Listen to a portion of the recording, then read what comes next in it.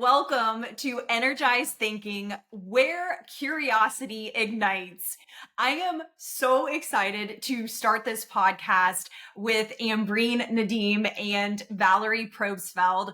All three of us have come together to really spark meaningful conversations that focus on curiosity, champion critical thinking, and I'm just so excited to be here. This first episode, we're going to jump into just some general introductions. It's going to be very conversational after I get through this particular part of this discussion. And we're just going to open it up to different questions that you as the audience, the listeners, get to know more about us. Why are we doing energized thinking? So we'll go ahead and start with introductions. So Valerie, if you could please start us off with an introduction of yourself. Well, thank you so much, Courtney. I am so excited to be here with you guys. Courtney and Ambreen, you guys are amazing. And I really just feel like curiosity is so important for everyone. And we talk so much about, understanding things and, how, let's say, for me, I feel like there's just so much judgment in the world. Sometimes it's like I'm either judging myself or maybe I feel judged, and maybe no one's even judging, but I feel like it is. But at the same time, when you switch that mindset to curiosity as opposed to judgment, I think it opens up a completely different perspective. And critical thinking, I feel like, is an art that I don't see as often practiced, where it can be so helpful for growth, not only in ourselves, but in understanding the world around us. So I really feel like this is just such a fun opportunity to grow together and be curious together, grow together, and learn together. So thank you so much for having me be a part of this. I'm thrilled. So exciting, Valerie. And Ambreen, please take it away, an introduction and curiosity. What does curiosity mean to you? Yes. First of all, I am so thrilled to be here. So, I mean, this is kind of my passion project, and I love it because this is something which is very different what's happening in the social media, and we will discuss something really meaningful where audience can relate to their lives. It's not just like fun gossip thing. It's something really which has weight and wisdom. So I'm so excited to be here with you, like Courtney and Valerie. You guys definitely are amazing, my most favorite people. So yes, I'm so excited. So now coming back to this curiosity is, like Albert Einstein, he said that I'm not intelligent, I'm just passionately curious. And that defines that, it's intelligence is all about having your curiosity alive, right? It's curiosity means it's not just like trying to uh, go after something and leaving it midway, which is most of the time people do. Like, they want to find out something and they go it and halfway. It's something that you go deep to the core to find out what is the root cause, what is, like, a lot of people that I see what's happening in this era today. A lot of people are just following blindly without even giving it a thought that what is the reason, what is the wisdom behind it, right? So here I think we are here to create or ask those questions which ignites their curiosity, that okay, they never thought about this from this perspective, let's talk about it, right? Let's say if for example, if I say that if the grass is green, and if you say no, it could be of different color, and then I start thinking, okay, this could be one thing, because it's like if we look at the animal kingdom, they see the world in a very different way. Like dogs see it, the grass is in a brown color, we see it in a different color. So like as humans, we see grass is green and we say, oh, it's always green. But hey, what if that it's not true? What if that what we are seeing is our reality, is our perception? Let's talk about it. Let's talk about to, challenge our thought process, challenge our belief, which actually maybe lead us to a different type of wisdom, different type of knowledge. So anyways, I stop here because I know I love this topic. I can go on and on. So let's have our conversation, continue our conversation, and Yep. let's see. Absolutely. Well, Ambreen and Valerie, thank you so much for that. I just have to add a couple things from both of what you had said about curiosity. Valerie, we had spoke about this, I think actually in the podcast that was just released, totally different podcast, but you bring up this idea of childlike imagination. And the idea, I really do feel like curiosity comes into this where over time, it seems like, at least from my experience, because I've been very cognizant as to how I've like even changed throughout the years. And some of it I do think comes with maturity, kind of what you both were saying, just about like judgment, what other people think about you, but allowing yourself to just be curious about things, not, being so defensive or something about something, but Ambreen, what you were talking about, being mindful that there's other, perceptions out there, there's other perspectives that if we invite those in, perhaps we could learn even more about a subject. And I say this because on this podcast, we will be diving into subjects that I certainly do not have a expertise in, but I am so fascinated as to how different subjects could kind of like overlap in a sense, or understanding what is actually happening in one field or one discipline. And could you maybe pull something from that, field to another discipline? But you have to be curious. You have to ignite that thought process of, could that even be something? And so I just go back because it just reminds me of childhood, adolescence. And I'm curious, Valerie, when you were growing up, was there ever a time where just curiosity was something that either really like you focused on as a child and you saw that you were just maybe even different or didn't fit in sometimes growing up because you were just curious about the world? I'm going to leave it up to you. Oh, thank you, Courtney. Yeah, I feel like there was so much curiosity that I had growing up where where I grew up, it was on many, many acres. And so there was forests, there was a creek, there was a lot of just fun places to explore on the property itself.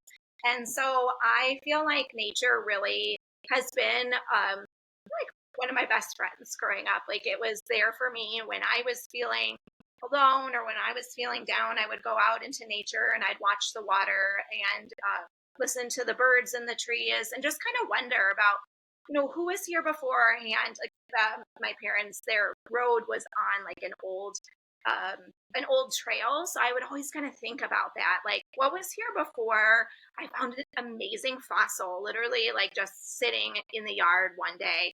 And it had like just shells and sea life in there where it was like, gosh, it almost like made me, it expanded my mind in a way where I'm like, was this underwater at one point in time back in the day? And just thinking about all of that. And I always wanted to talk more about it. I wanted to learn and I wanted to do those things. And sometimes it was a bit hard, I think, to relate it to my peers in a way. But at the same time, I think that, there is this, like you're saying, this element of play. And how can we balance that as to, like taking ourselves, I think in general, we're so hard on ourselves. And I think that a lot of the time it was in my head where I'm like, oh, they're going to think this, or I shouldn't say this because they're going to think one way or the other. And I think for me, starting with being curious about myself and being curious about like what makes me sparkle inside, what makes me come alive. And I think we all have something, and it may be different for each one of us, but kind of getting to know that inner child, getting to know that playful side, being curious about what that is, because I think we lock that up as we grow because we don't want to get hurt. I think so much of the time we experience these things, whether they're big traumas or little traumas or whatever, where I think we're conditioned to say, oh, we shouldn't play anymore. But I think bringing that out and having that conversation, I think not only like helps with just being able to relate to one another, but also to learn as well and to see, like you were saying, Ambreen, this the paradigm, this perspective of the grass being green, like that's what you always knew. But what about some other perspective out there? So that's what I would say to that, Courtney. Thank you so much, Valerie. And Ambreen, please take it away. Curiosity and childhood. Oh my God, I love that. I love what Valerie had said, that, that inner child. I mean, inner child is always curious and it always want to love or to find out more about it. I was actually like seeing this the YouTube on like Neil deGrasse. He's a physicist, and he said that, like, till the age of 6, every child is a genius. It's like as they grow old, they lose their curiosity. When they lose their curiosity because they've been told to fit into the box where, or fit into the societal norms, that okay, you have to do this, you don't have to follow this and this and this, and all these rules make them leave their curiosity behind. So that really, I love what Valerie pointed out here. So if I actually recall my childhood, so my childhood was a bit different. I mean, I was curious, and those who have read my book as well. So I've actually also written that I used to live in a haunted house for the longest time. So this was something that, and and there was used to be some times when some very eerie things happen, some weird things happen, which doesn't have any reason, or we don't see that why it's happening. And I used to be really, really curious that why it's happening. Why do I feel? Why are not other people are seeing or having these kind of experience? So that was the one thing I would just say, that that I used to ask questions. I want to try to find out that what's happening, why it's happening. And then of course there was a reason why, like I was like I was also judged that okay, maybe I was crazy. I was thinking like, not like it's my reality. And like because of, I think, all of this, I'm kind of more curious that why am I different? Why am I different from the other? Why am I feeling what's weird? So I think I go back to what Valerie said, that keeping that inner child alive is really the key, because what we used to think even in the childhood, why sun is there, why moon is there, so those questions are not stupid. It is like, if we keep that passion alive to find out why it's happening, or why there is the thing there is, so it will keep our curiosity alive. And when we have this curiosity, when we have that inner child alive, I think we'll be more passionate to find out more about it, and in a way that satisfies us. Otherwise, like whatever we are doing, it will always feel a burden, and then it will actually create more fatigue to you. So but when we keep that alive, that inner child that actually always going for to find out more and more and more, it will actually gives more satisfaction to us. So I think that's it. So what is your point of view, Courtney? That is fantastic. And I have so much to pick apart with that. Ambreen, I'm so excited for this. I'm thrilled to be here. This really is, like you had mentioned, Ambreen, but just this being a passion project, I love to learn. I love to ask questions, and I'm just excited to be here. But going back to childhood, I just have to say this. So, you know how kids, like, typically, I think it's between ages 3 to 5, you start, and you guys could probably attest to this, but just constantly asking why, curious about life, the world around them.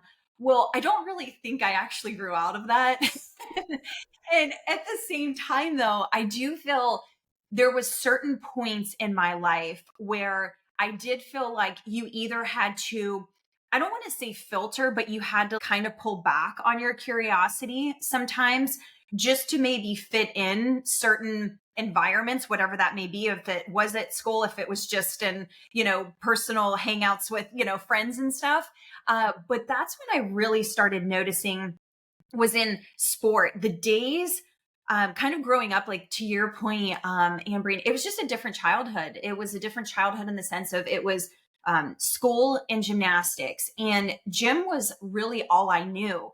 But as you're growing up, you don't really think about, wow, there's like other sports out there. There's other people maybe focusing more on studying and academics and stuff. And so I'll never forget it. But one time we actually had gym off, and we had spent so many hours in the gym, and like that one day off, I was like, oh my gosh, I hung out with different people, and it just opened up my mind to what else was actually out there and how people were pursuing different passions. But I became curious, like, why are they pursuing that particular passion? Why am I in gymnastics, if that makes sense? And you both bring it up, but you start reflecting and you're like, I don't know, am I too curious? Am I different in that respect to ask these types of questions in my mind or to be curious about? Or am I supposed to just consider this as societal norms? And yes, Courtney, you are supposed to be in gymnastics. But that's when I really noticed it. I will say, as I would go on in life, it really does take, I think, a certain level of maturity to start blocking out, I think, whether it's naysayers or critics, when you are becoming more curious to go down a certain route, and it may not be what society tells you that you should be doing. And I'm glad, like, both of you had mentioned that, is being curious enough to explore and going down paths that really aren't the norm necessarily. But you're curious enough to take that path to find out where it's going to lead, or maybe you're directed down that path to learn certain lessons, but not worrying about what others are going to think. And so I love how you both mentioned that, just in the respect of following whatever it is, that inner, if it is that curiosity, that sense of inner guidance, if you will, to be curious enough to follow a certain path. So I'm so glad we kind of ironed out just the childhood. My question, the next question, we have like several questions, more, conversation style. I'm going to go to this one. Do schools and workplaces kill curiosity or just fail to nurture it? Valerie.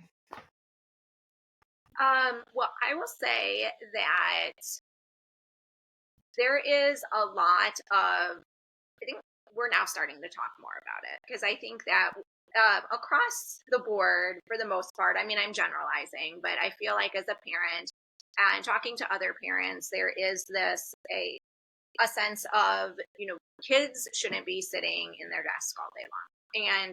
But we still have our kids sit in desk all day long.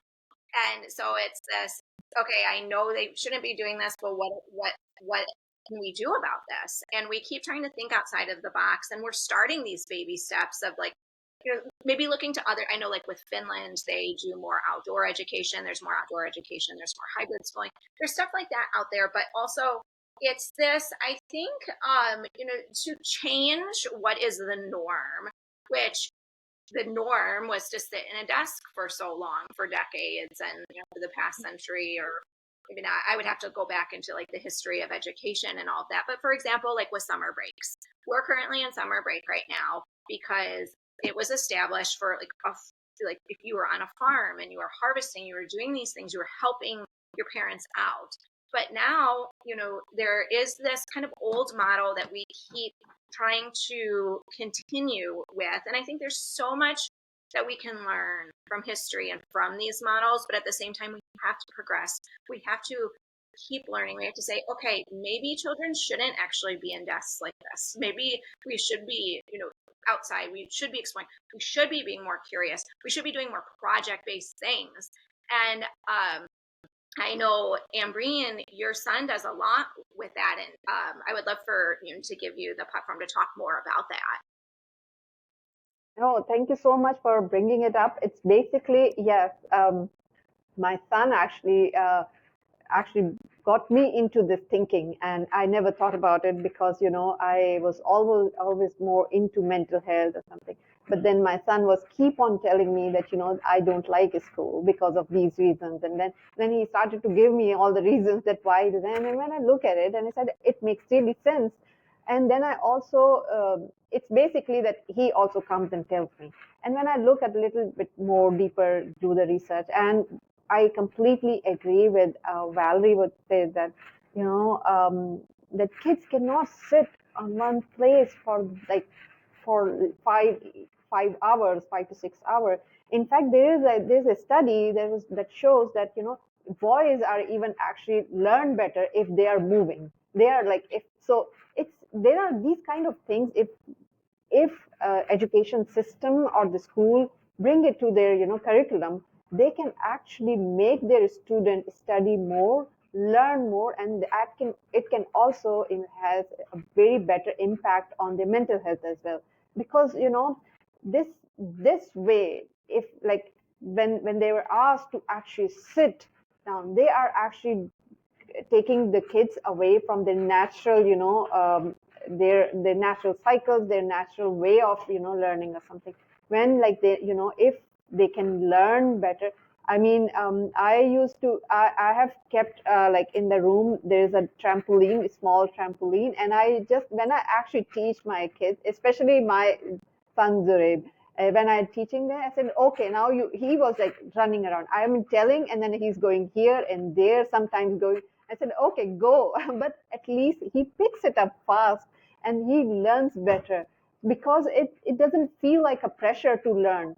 If there is no pressure, they actually start enjoying it because it was more like a conversation. And I think that is one thing. I mean, and I think I will come back into this particular project because what we see outside in all those podcasts, which is more like I would say structure or something, this is more like a conversation. And we are here sharing our thoughts, not just like a normal kind of interview. So I would say that it is the right model for the curiosity, and it can have like it can not only make us more curious, it can actually make all those listeners to think in a different way. So I love that. This is fantastic. And I think what's so interesting that you mentioned, Ambreen, just about the conversation that we're able to have here, that, you bring in even research into it, but at the same time, it's bringing real lived experience. Valerie, to your point, as you watch your kids, as you start to maybe have conversations with other parents, like you had mentioned, about thinking differently, that with kids, especially just high energy. I was definitely a high energy kid. I still kind of am to a certain extent. I still could be focused, but, nevertheless, but it's so true that I really think play is such a key, not only in childhood. And Valerie, I think you wrote an article on adult like play being able to allow you to think outside the box. So before I go into something, I just would love for you to talk about play a little bit more, Valerie, because I love this concept. Oh, thank you. Yeah, I wrote an article for 360 Nation, and it was part of in my book "To Mom Is to Love." I talk about this concept of like the inner child, and which it was originally coined. I believe it was back in the 1970s and all, but what I really love about this concept is, like we're aware of it now, but we don't really do more with it. Like I think that's what's important about these conversations. Of we have these conversations, but then what's next? So as far as like with the inner child, I absolutely love pediatrics. I've worked for a long time with kids, with families, talking about child development, but also now that I am a mom and I have kids and I see it, I think about, why do we stop assessing development when we become adults? Like we have 5 domains of development we assess with kids, and it's very standard. It's at every visit, every well check of, what you like the big muscles, what you like to do for fun, what are you doing with your bigger muscles, and then the little muscles, like how are you manipulating your hands, how are you with babies, are you picking up Cheerios, like are you doing that correctly, or are you progressing in a certain way? And then there's speech and cognitive. So, like, are you able to talk? And are you understanding what people are saying? Or is it just like you aren't saying it? Is there a speech delay or cognitive delay? And then there's the social aspect. How are they interacting with peers? Now, this obviously would be tailored to the developmental way and an adult way, but like, why are we not asking these things? We kind of change it to how many hours a day are we exercising, or how many, I'm sorry, how many days of the week are we exercising, as opposed to what do you like to do for fun? Like, I love to run, but I do it when I want to do it, and it helps me to motivate me to do it more when I think about it as being fun and as playful. Or hobbies, when time ceases to exist, when I am gardening or when I am doing something. And then, when I am engaging with my friends in a social aspect of like-minded women, that fills my cup up. And when I'm listening, I think listening is more the speech aspect with adults so many times is, am I listening as well as I'm, or, if I'm speaking.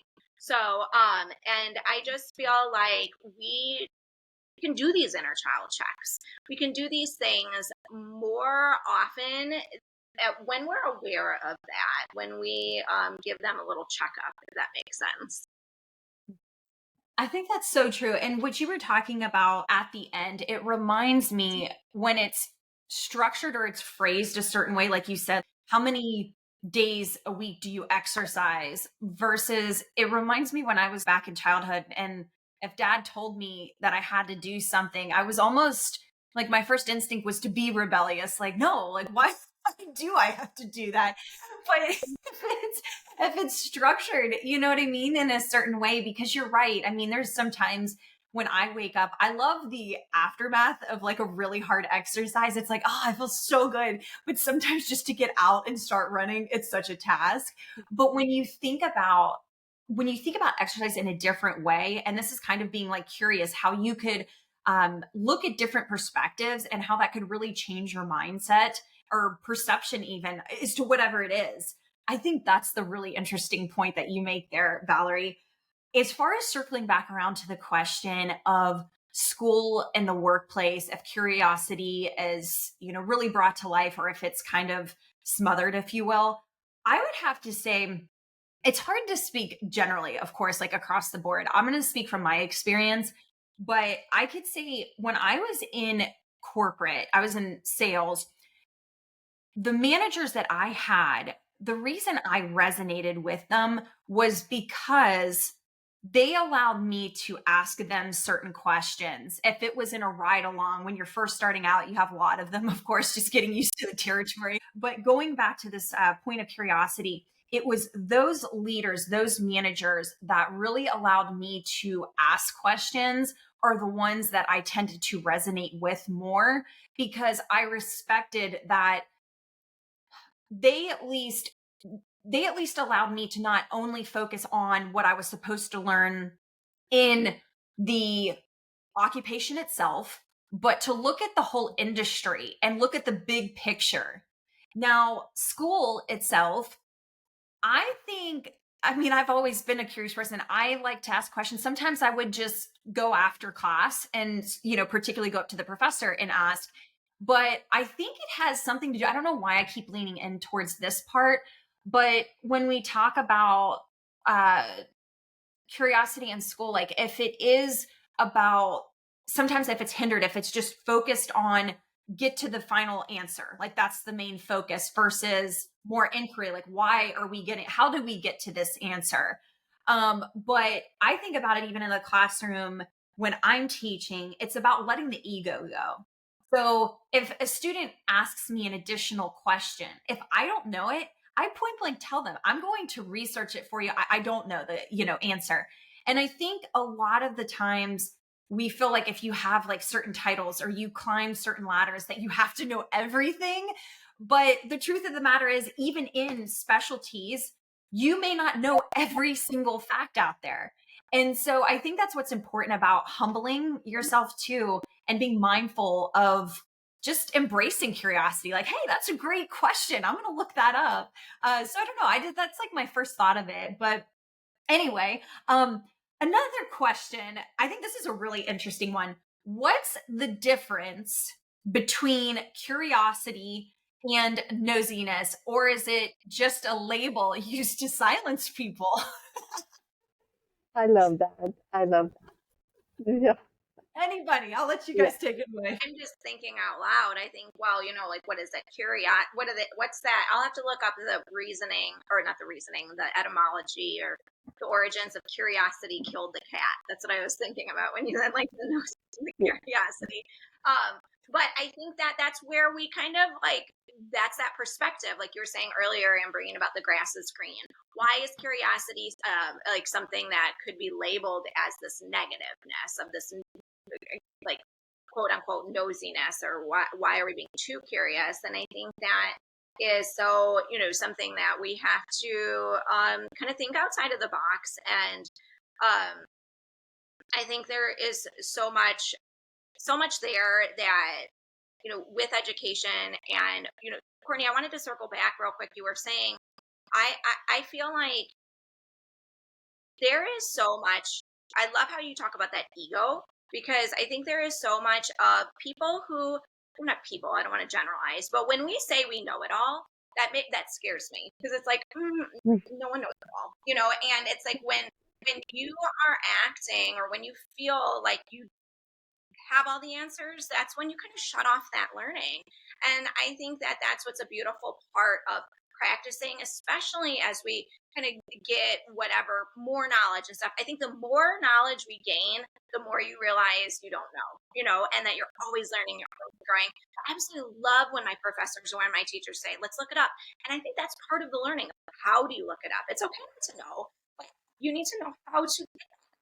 And so I think that that's where that whole curiosity comes into, and how can we obtain that information, and not just say, oh, well, I don't know that, but I'm not going to do anything about it, or I'm going to pretend like I know it when I actually don't necessarily know all the perspectives. So true. Ambreen. Yes, I love that. I love the question. So basically, it's you know what this there is always kind of a label for the nosiness, but how to distinguish is it's all about. I think, in my opinion, it's all about it comes with intention.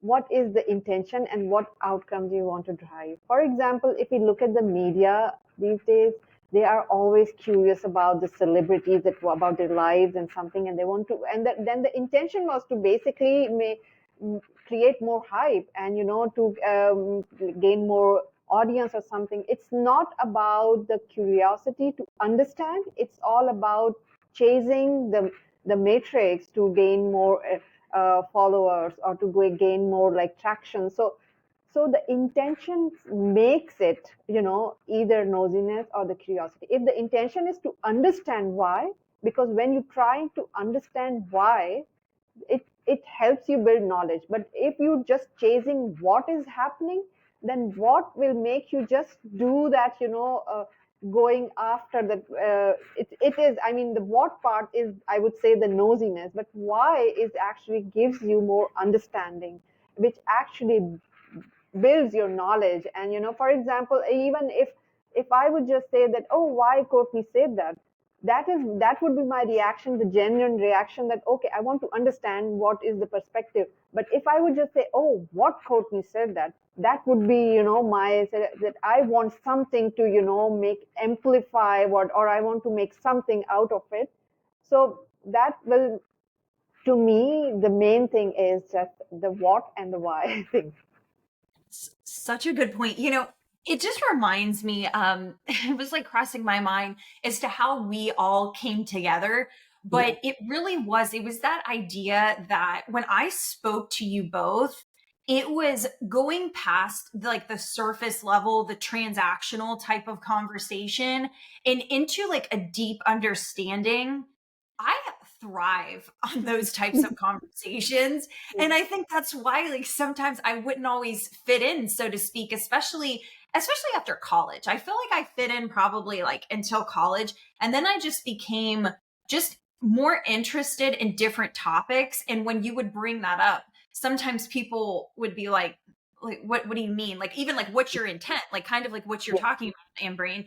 And I think it's so important that when you are in that conversation, that you are like, it does have to deal with intent, but it's to find out just more about life. Like having an intellectual conversation to me, I don't know, I thrive on it. I don't know everything, but I'm so fascinated to talk to experts who know things in their like different areas, because it allows me, to your point, Valerie, how when you think you know something in like a subject matter, you're only touching perhaps like the surface of it. There's so much more to learn. So going back to like the question, I really do have to think about that. Like, what's the difference between curiosity and nosiness? I have to agree with Ambreen. I think it really is the intent, because it also provides an opportunity to build a strong connection with somebody.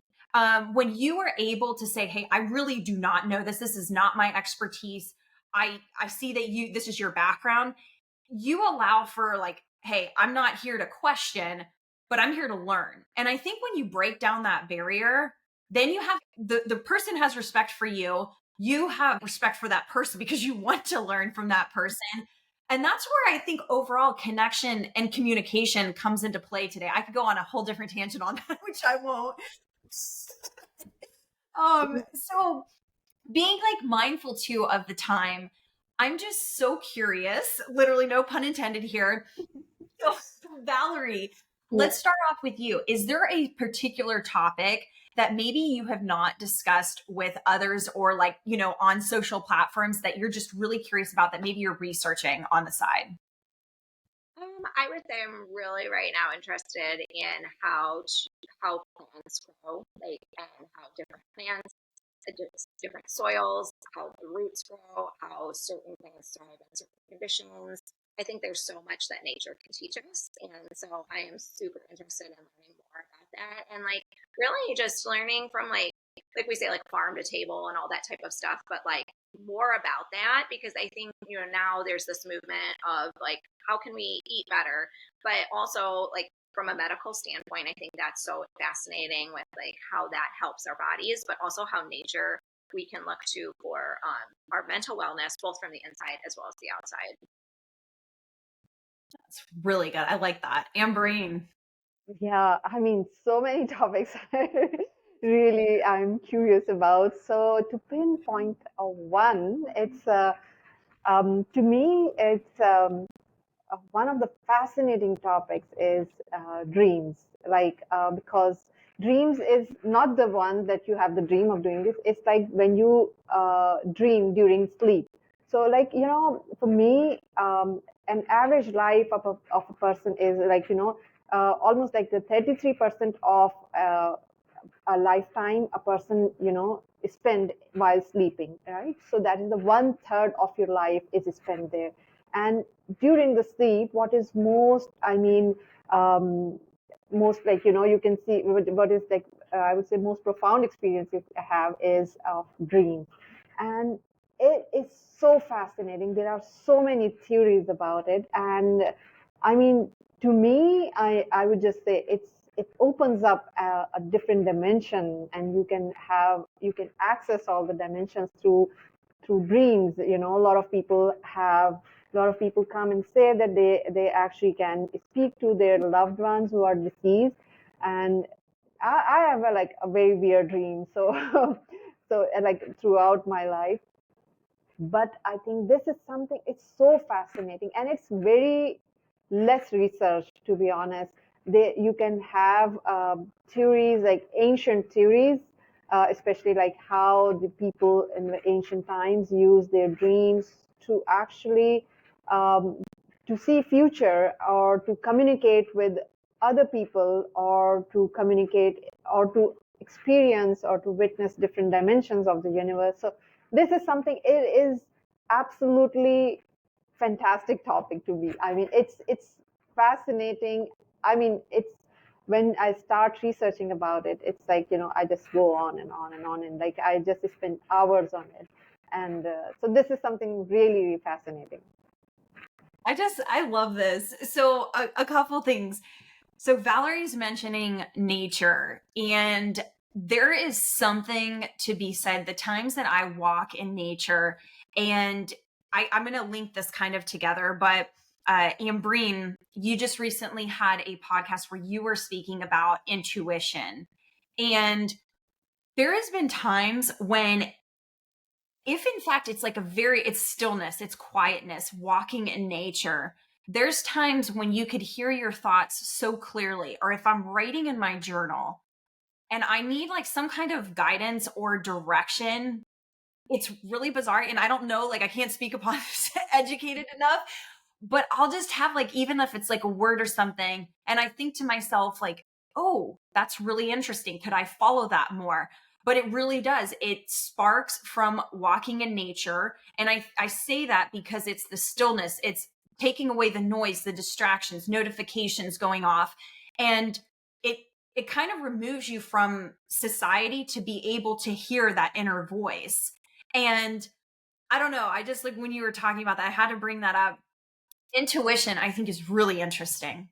I have so many stories I could share. We'll certainly get into them. But my topic of discussion, I have been going down a very deep dive into AI. And this one here, this concept of it's self-evolving AI, this is, I think, relatively new as far as like a couple months ago, not the topic of discussion, but it was Alpha Evolve.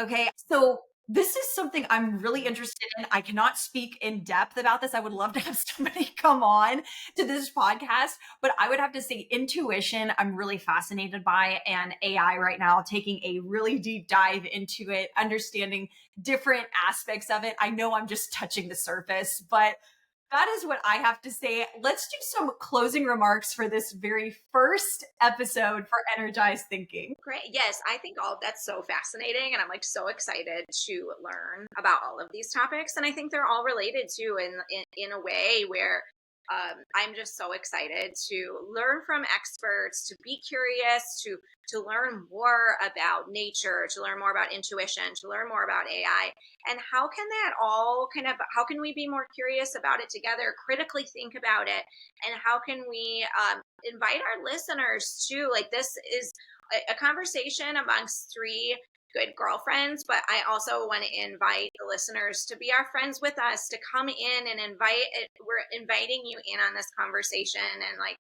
interacting together. We want to hear from you. We want to hear your thoughts, and we all want to grow together. So I would say that's kind of what my closing remark is, an invitation to whoever wants to learn with us. Please join us. And I'm so excited to embark on this curiosity journey together with you too. Yes, what a wonderful thought, Valerie. It's really a journey, and it's not something that we are here to share that what we know. It's all also for us to learn from you. So, and even today's podcast, like we touched upon so many topics, and and we spoke a lot about something which we have not spoken yet. So I love that. I love that part that this kind of conversation is much needed.